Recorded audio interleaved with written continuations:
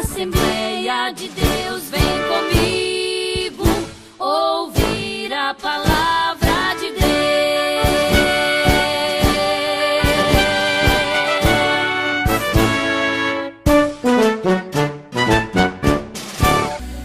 Chegado um momento muito importante aqui do programa Semeadores de Fogo, momento de nós meditarmos na palavra de Deus.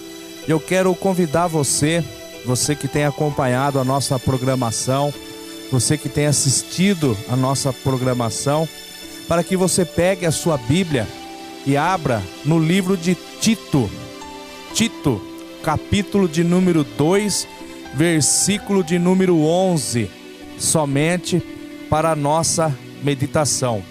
Sabemos que Tito, Paulo ganha ele para Jesus, né? Paulo prega a Tito e ganha ele para Jesus, e aqui Paulo está escrevendo, né, uma carta, dando orientação a Tito, para que ele viesse pregar também, né? Anunciar as boas novas, anunciar o Evangelho. E neste livro, né, se você já pegou a sua Bíblia e já achou aí o livro de Tito, também já achou o capítulo 2 e versículo 11, que nos diz assim: porque a graça de Deus se há manifestado, trazendo salvação a todos os homens. Paulo, ele escreve essa carta, envia a Tito, né, aquele que ele ganhara para Jesus, dizendo que a graça de Deus se havia manifestado, trazendo salvação a todos os homens. E quem era a graça de Deus? A graça de Deus era o nosso Senhor e Salvador Jesus Cristo. Graça, quando nós falamos de graça, nós falamos de favor imerecido. Nós não merecíamos, mas Deus, pelo seu amor, enviou a Jesus Cristo para salvar a humanidade. Nós vemos no livro de João, no capítulo 3, versículo 16, que a Bíblia nos diz que Deus amou o mundo de tal maneira que enviou o seu Filho unigênito para todo aquele que nele crê, não pereça, mas tenha a vida eterna. Então nós vemos aí Paulo escrevendo esse livro aí há 2000 anos, pouco mais, pouco menos, né? Paulo escreve essa carta dizendo que aquele que fora enviado de Deus já havia manifestado. Nós sabemos que Jesus nasce da Virgem Maria ali na cidade de Belém, né?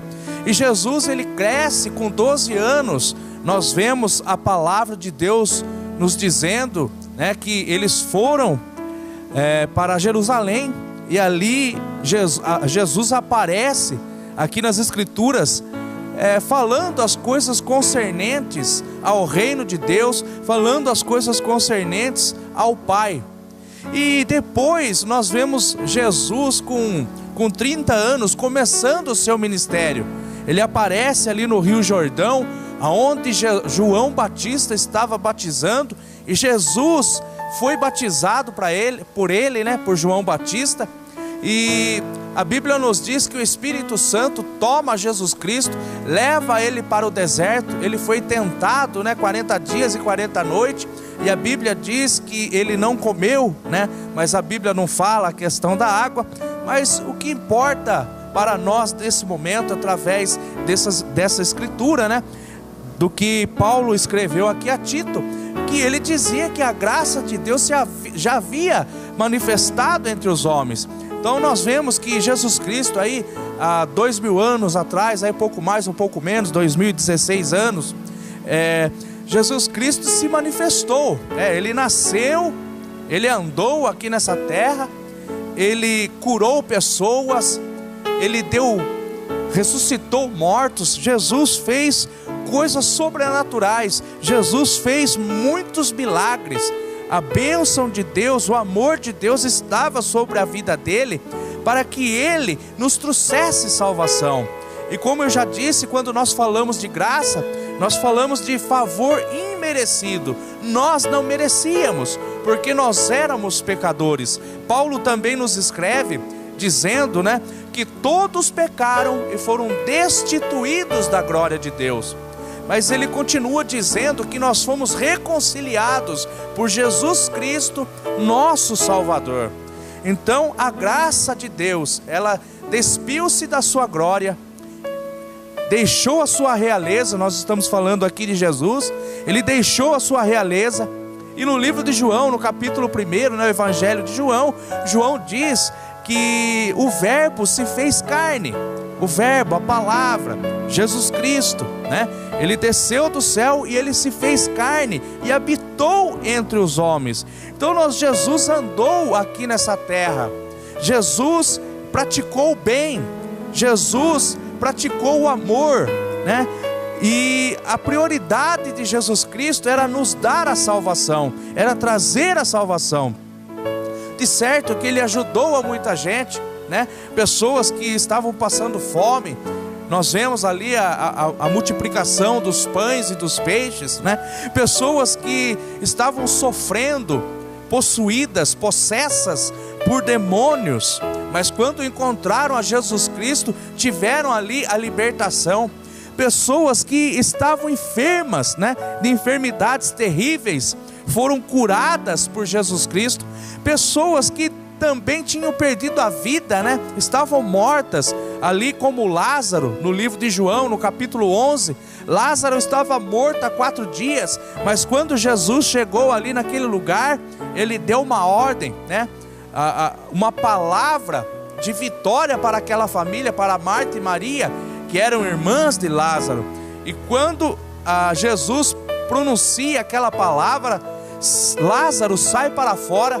O milagre aconteceu ali na vida de Lázaro. A Bíblia diz que Lázaro ressuscitou depois de 4 dias que estava morto. A Bíblia diz que já cheirava mal, mas o milagre aconteceu, o sobrenatural aconteceu.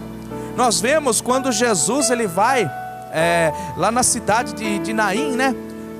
Onde a Bíblia nos fala da viúva de Naim, da cidade de Naim, que também o filho dela estava morto, um jovem.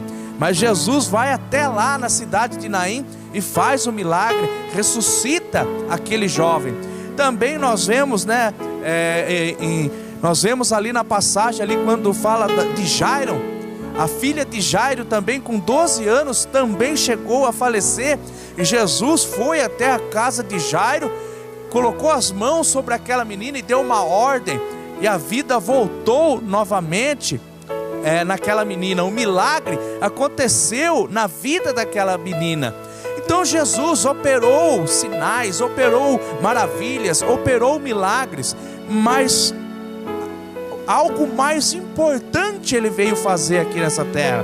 É lógico que nós precisamos de saúde, nós precisamos de um bem-estar, nós precisamos do nosso emprego, mas a prioridade de Cristo era salvar as pessoas. E aqui nós vemos Paulo dizendo a Tito, para que Tito também ensinasse a igreja onde ele pastoreava, dizendo: porque a graça de Deus se há manifestado, trazendo salvação a todos os homens, né?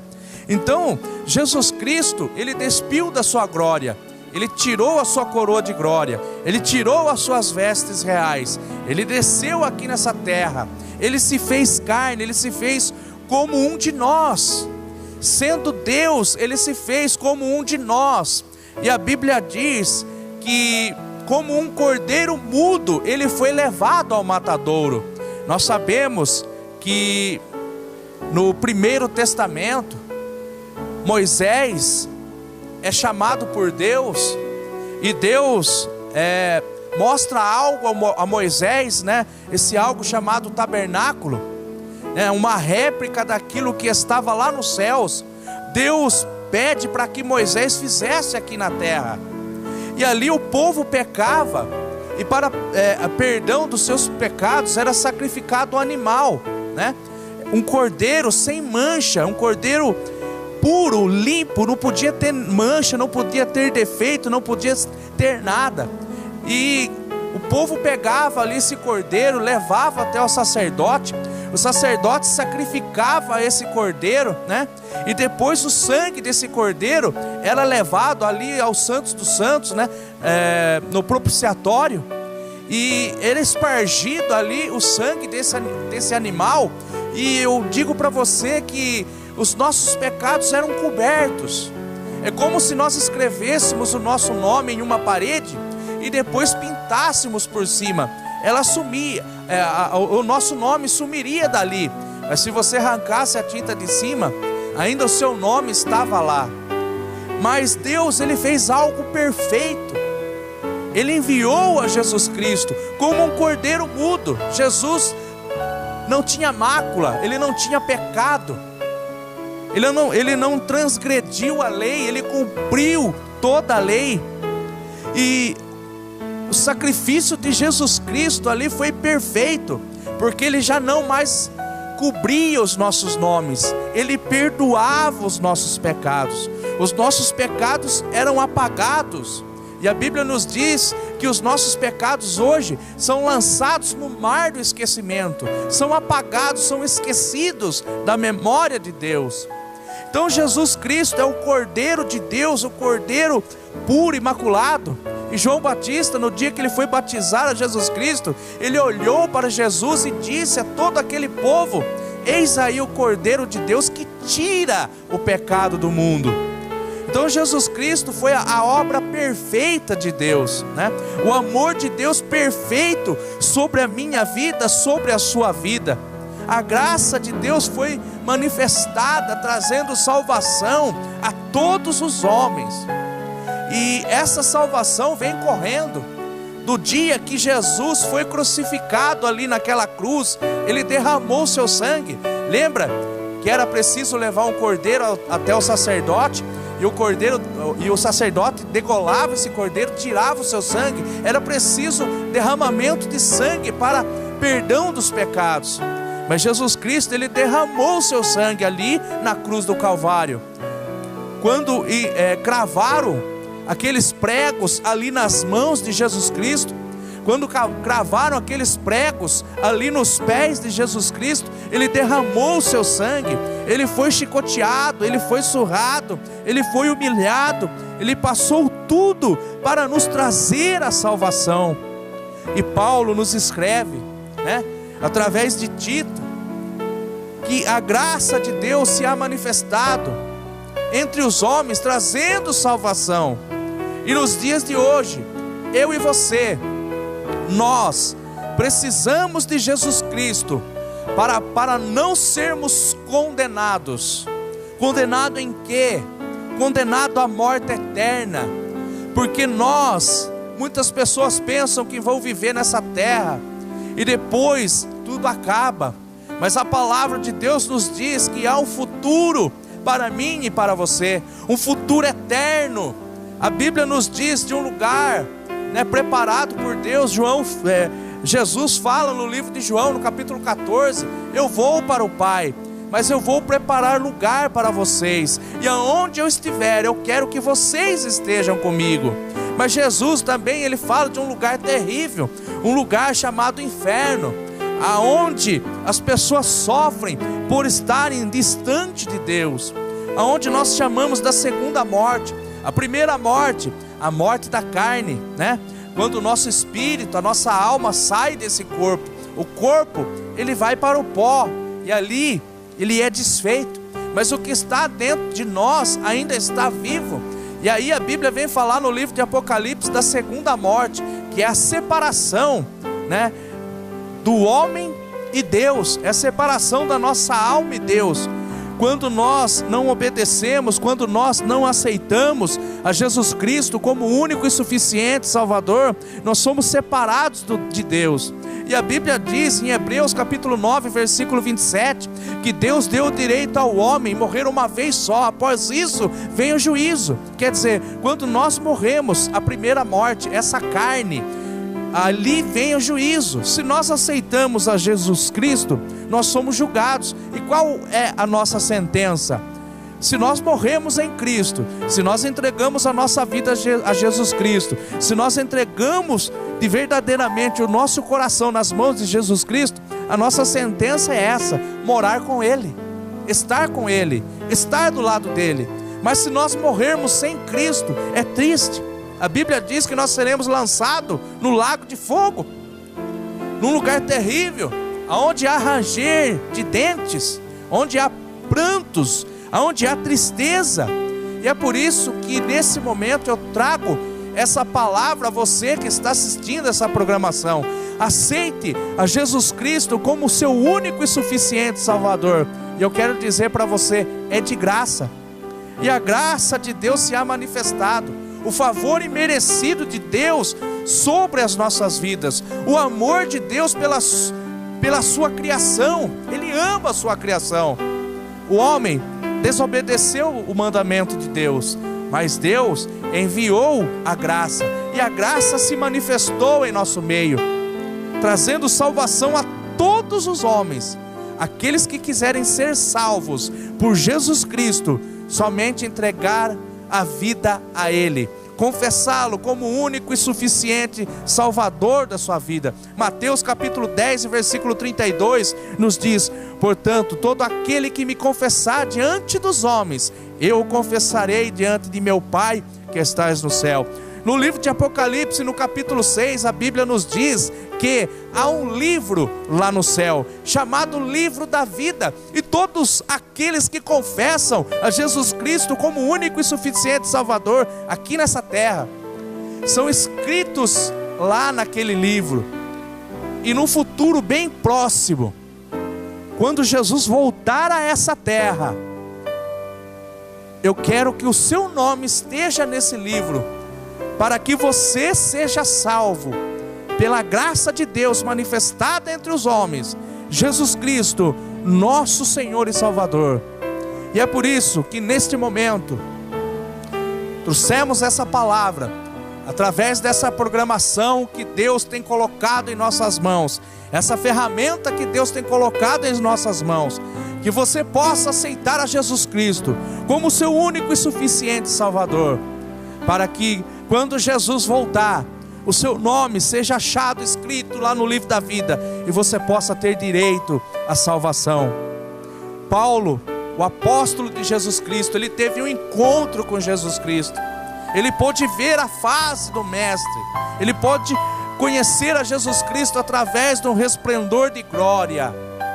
E Paulo ensinava aos seus discípulos, dizendo: pregue que Jesus já se manifestou, que Jesus já veio e já pagou o preço por mim e por você. Mas basta agora a humanidade reconhecê-lo como Rei dos reis e Senhor dos senhores. A palavra de Deus nos diz no livro do Apocalipse que Ele é Rei dos reis e Senhor dos senhores. Então Jesus Cristo, Ele é maior do que todos nós, porque a Bíblia nos diz que o Pai o enviou, e Ele veio e cumpriu toda a ordenança do Pai com amor. E a Bíblia nos diz que todo o poder foi entregue nas mãos de Jesus Cristo. Em Filipenses capítulo 2 e versículo 9, se não me falha a memória, a Bíblia nos diz que toda língua confessará e todo joelho se dobrará perante o nosso Senhor e Salvador Jesus Cristo, confessando que Ele é verdadeiramente o nosso Deus, uns para a condenação e outros para a vida eterna. Mas eu tenho certeza, eu creio que Deus está falando com você nesse momento, que essa mensagem está entrando dentro do coração, e você sabe que você precisa de um Salvador, que você precisa de alguém que possa nos livrar da condenação eterna. Isso não é brincadeira, não é mentira, aleluia, não é mentira. Jesus Cristo veio a essa terra, Jesus Cristo deu a vida dele ali na cruz do Calvário, para que eu e você fôssemos salvos por Ele. Jesus Cristo se manifestou entre os homens, trazendo a salvação, aleluia. Eu quero que você medite nessa palavra, que o Espírito Santo de Deus fale mais ao teu coração. Entregue a sua vida a Jesus Cristo. É fácil. É só você reconhecer que sozinho você não pode fazer nada. Você não pode salvar a sua alma. Eu não posso salvar a sua alma. Os pastores dessa terra não podem salvar a sua alma. Mas o pastor dos pastores, chamado Jesus Cristo, Ele é o único que pode salvar a sua alma. João capítulo 14, versículo 6, ele diz: eu sou o caminho, a verdade e a vida. Ninguém vem ao Pai senão por mim. Então, meu filho, minha filha, você que está me vendo nesse momento, se você quer ter um encontro com Deus, aceite a Jesus Cristo como o único e suficiente Salvador, e você terá direito a algo maravilhoso, a salvação eterna, né? Nós estaremos com Cristo reinando, estaremos com Cristo num lugar de gozo, num lugar maravilhoso, um lugar onde a Bíblia nos diz que Deus limpará dos nossos olhos todas as lágrimas. Lá não haverá dor, lá não haverá choro, lá não haverá tristeza, lá não haverá fome, lá não haverá falta de dinheiro, porque o nosso Deus, Ele vai nos suprir em todas as partes. Eu deixo essa mensagem ao teu coração, e que o Espírito Santo de Deus fale mais ao teu coração. Eu digo a você, aceite a Jesus Cristo como seu único e suficiente Salvador. Nesse momento você pode fazer isso, né? Feche os seus olhos, coloque a sua mão no teu coração e fale com Ele. Ele está te ouvindo nesse momento, eu tenho certeza. Fala: Senhor Jesus, eu quero entregar a minha vida ao Senhor, porque eu preciso ser salvo, eu preciso da salvação. Eu não quero, Senhor, ser condenado e ser lançado no lago de fogo. Eu não quero ir para o inferno, para o lugar de tristeza, para o lugar de angústia. Eu quero ir junto de Ti, Senhor. Faça isso nesse momento. Depois você procure uma igreja evangélica, onde se prega verdadeiramente a palavra de Deus. Procure ali o pastor dessa igreja, e ele vai te dar toda a orientação, com certeza. Ore a Deus em nome de Jesus Cristo, e o milagre vai acontecer na sua vida. Eu agradeço aqui essa rica oportunidade, em nome de Jesus, e que o Espírito Santo de Deus fale mais ao seu coração. Amém.